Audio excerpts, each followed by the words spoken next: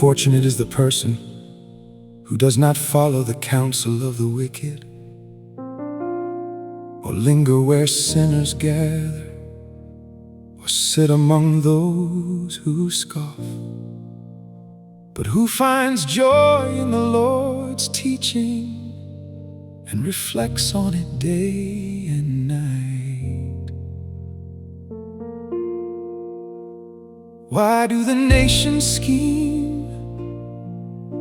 and the peoples devise plans that amount to nothing?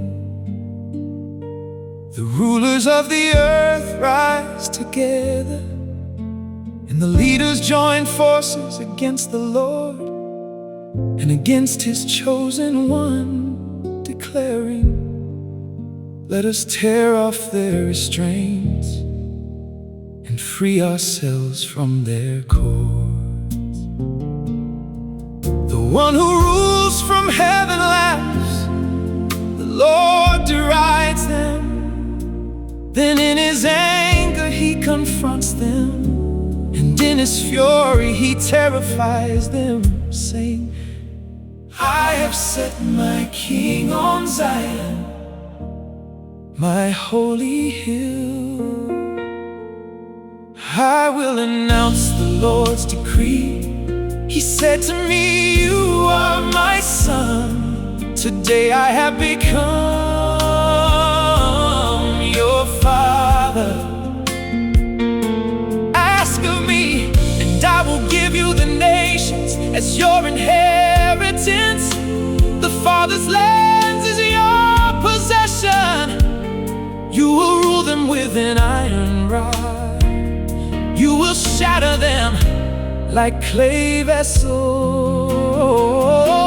So now, kings, be prudent, take warning. Rulers of the earth, serve the Lord with reverence, and rejoice with trembling. Honor the Son, lest He become angry and you perish in the way. For His wrath can burst forth in an instant. Blessed are all who find shelter in Him.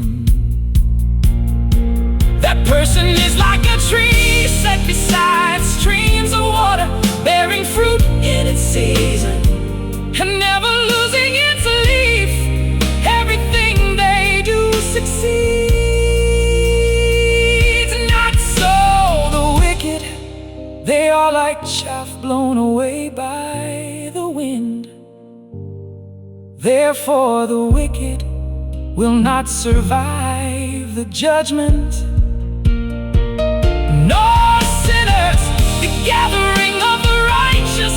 For the Lord keeps watch over the path of the righteous, but the way of the wicked ends in ruin.